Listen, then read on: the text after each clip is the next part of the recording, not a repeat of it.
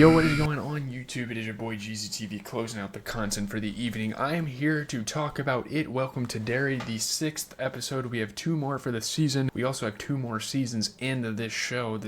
It's like a prequel to the events of like the 2017-2019 films, I do believe. I don't know if it follows the 1990 film, but anyways, so kind of like my expectations going into episode 6, and then we can kind of get into the nitty gritty, talk about what happened. These are usually short videos, obviously, so compared to the Stranger Things ones, I should be able to get this out. Going into episode 6, I wasn't expecting a repeat of episode 5's chaos, but I was expecting the show to kind of maintain that momentum, keep things up, make sure some of the plot lines that are working are still driving. And it does, honestly. Like, we'll get into it. It's going to be a pretty positive one here. Instead of leaning on pure horror, I think episode 6 pivots into lore, character fallout, stylistic fallbacks, a lot of really cool decisions in the writer's room and in the cinematography, all without losing sight of Pennywise's growing presence. It isn't as explosive as episode 5. Again, it's not as eventful, there's not as many like action sequences or anything like that, but for completely different reasons, it is just as strong as that episode. A damn solid start to the final stretch and easily one of the most well-balanced episodes of the season and obviously of the show so far, so let's get into it. Getting into the premise, I don't want to call this a filler episode because it isn't, but it's more about the aftermath, more about expanding the lore, and more about revelations and like learning about some of the other characters, focusing on that, setting the board for the final 2 episodes because these are going to have to actually be the final punches. These are actually going to have to be the big action sequences and all that stuff. You get a black and white flashback that kind of loops around. It reveals Ingrid's horrifying childhood encounter with Pennywise as a hospital. Well, I don't remember. I guess it was her dad or something like that. I don't know. That story's a little confusing, but that whole thing is really awesome. And again, I won't talk like opinionated stuff right now because we're just talking premise, but coming up, man, I got a lot to say about Ingrid. It's one of the most stylish scenes in the entire series though. The black and white, it's cool. The kids regroup after the Maddie Pennywise sewer attack and struggle to emotionally process what they witnessed, as everyone would. Lily is kind of clear to stabbing Marge. The school's not really talking about that anymore, and her old mean girl clique attempts to drag her back in, and all of the mean girl like patty cakes and all of them try to drag her back in, whatever, but she rejects them, and Marge even rejects them, embraces like the weird group, which is a really cool kind of development for her character. I think that's great for her character. Again, Ingrid becomes a key source of lore, hinting at Pennywise's long-running history with certain families in Derry, and that is her father, Pennywise the Dancing Clown. He got his name back in the day working for the circus.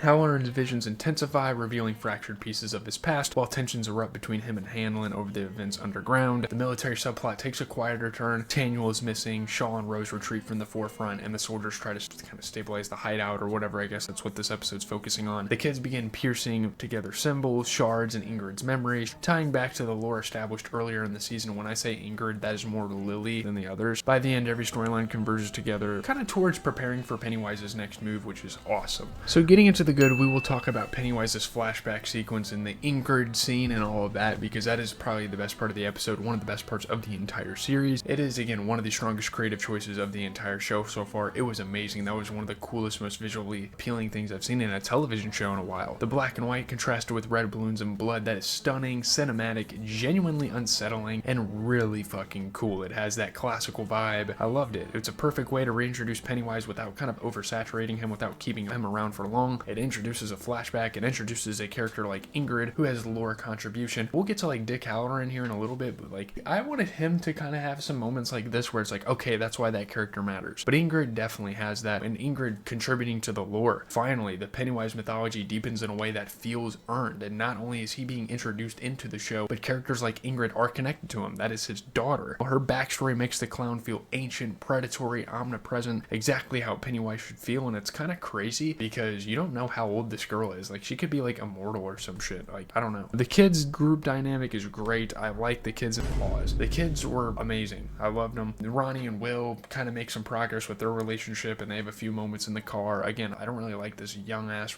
romance. It's weird. It's the same with like Stranger Things with like Eleven and Mike. It's weird. Marge breaking from the mean girls works, again, breaking out from that clique and like joining the weird ones, and you see there her like like, it's kind of cringy, but the group finally feels unified, everyone has a purpose, and it strengthens the ensemble for sure. Halloran's emotional unraveling is great. Chris Chalk is killing his role, and just getting into the acting, he is great. His drunk, crash-out monologue and quiet scenes with Hanlon carry a ton of emotional weight and mystery. It's fucking cool, man, seriously. The pacing's pretty good, actually. Like, episode 6, I think the pacing in this episode is one of the best of the entire series so far. You mix lore, you get character development, humor, scares, emotional fallout in a very smooth way. Again, the most balanced pacing probably since episode 3. I will say episode 3 was pretty awesome. The horror, it's not scary, like similar to what I've been saying about Stranger Things. Like, this isn't supposed to be a scary show, but like the tone of the horror is really cool. It's not pure terror, but it's consistently atmospheric. It creates a vibe, it creates a spectacle, it creates something you want to watch. Pennywise's presence, the sewer stuff, like with the paper airplane crashing into it, it looks fucking cool. The dreamlike aesthetic, it's very eerie, it's strong, I really like it. Again, the effects and the visuals, just getting into how this looks, it looks great. I mean, some effects are goofy, I think that's kind of the point. The episode looks good. Again, the black and white flashback, Pennywise imagery, it's absolutely top tier. I think that's kind of the point of it being goofy, is to give like that Beetlejuice, like old school sci-fi horror vibe. There's a very strong setup for the final 2 episodes, I will say. This segues into the last 2 episodes in a great way, and I'm very excited in the next couple of days to watch that episode. This episode positions every character and subplot exactly where they need to be for the last stretch. I think the momentum is back. Again, 5 kind of brought that back, and this one is just kind of continuing it, and I think that in itself is very good. So getting into the bad, a lot of these are pretty minor. Like, I really liked this episode. A lot of the stuff in the bad section is kind of just shoving shit to the side and them like just kind of like not acknowledging it, like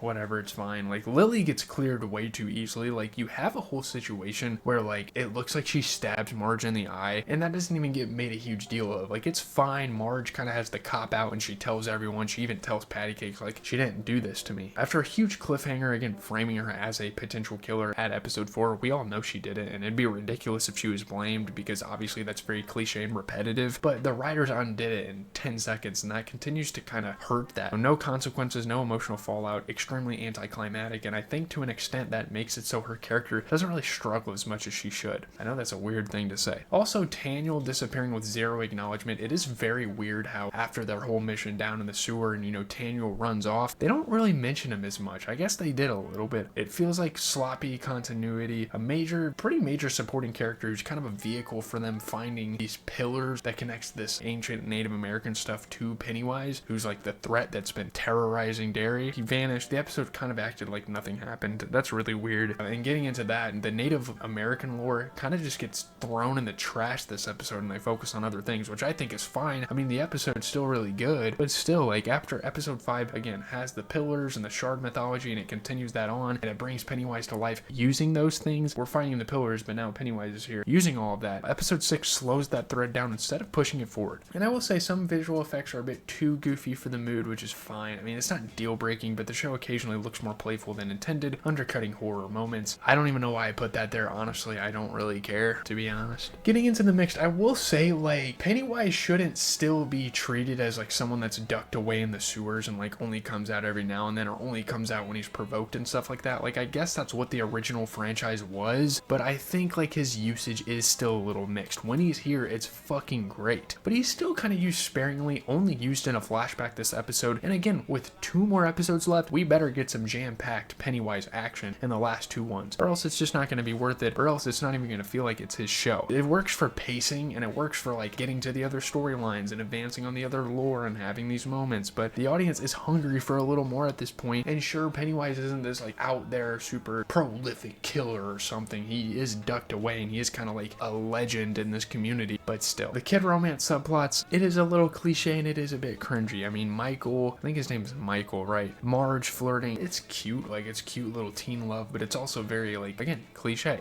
The kid subplots in general, some things I didn't really like all the way, but didn't want to put it in the bad. Lily acting like an absolute bitch about everything and not letting them touch the shard, not letting them like investigate anything. I think that was very annoying. I think her character, where she was at to leave the episode, I was very much mixed on. Michael and Marge, really cool relationship. I like it. Does it make a lot of sense? Not really, but it's fine. The military subplot is not terrible, but weaker here than in previous episodes. And again, this goes with some of the stuff in the bad. This was just something that was kind of ditched a little bit. Like, they had the hideout, and that's a cool little moment to set up, and it's a cool setting. Sneaking that one guy out of prison, basically, or whatever. I didn't even really get that in this video. I probably should should have, but I guess it's fine. Turns into more, again, of a hangout bar vibe than a tension builder this time. I guess that I'm fine with that though. That's why it's in the mix. There's some lingering confusion again in Halloran's visions. Again, it's not all really making a lot of sense. It's definitely intriguing, but still intentionally murky. Not bad, but just not fully satisfying yet. And again, they do have like the last 2 episodes, because I do think the next 2 seasons after this are going to go in completely different time frames, so they have to close this out. So getting into the review, pull up the tier list. I would say episode 6 is another strong entry and exactly the type of episode a horror prequel series needs at this point in its season. I do think it's following a pretty good formula for a horror prequel. It expands the lore. It delivers one of the most visually striking scenes of the entire show with the flashbacks. It handles the emotional fallout from episode 5. It strengthens the ensemble cast, and it positions everything for a powerful final 2 episodes. Like, again, the setup and the potential for the show to wrap up in a really dope way is definitely there because of this episode. Even with a couple odd story shortcuts and some underused subplots, this episode is stylish, creepy, emotionally grounded, and confidently directed. There were definitely a few times me and my dad were looking at each other while watching this and we're like, this is fucking badass, you know? It's great. It's not quite the high of episode 5. I don't remember what I gave episode 5 actually. I should probably look at that, but I'm just gonna kind of blindly rank this because I don't really care to have that in mind. But it's absolutely on par in quality, just in a different way. Again, it's just as good as episode 5, I think, but in a different way. It's a very strong, lore-driven episode with a top-tier flashback sequence, a great atmosphere, and excellent setup for the finale. I would give this an 8.4 out of 10, and for episode 5, I would say it's up there with that as well. Whatever I gave that, just edit that. I don't fucking know. I'll pop it on the screen, whatever, but that is going to do it for the video. Leave a like, comment, subscribe, do whatever. Go check out the socials. We're doing a lot of big things, you know. Album of the year list is coming out soon. I think tomorrow I'll probably start putting the albums together, and then on like Saturday or something, because Sunday I actually have to get the first video out. I think Saturday I'll listen to my first album, and then we'll go from there. Record the video, edit, listen to the next album, record. It'll all be kind of like a formulaic thing, and then every single day, I think exclusively on TikTok this time, you guys are gonna get a review. So that would be sick.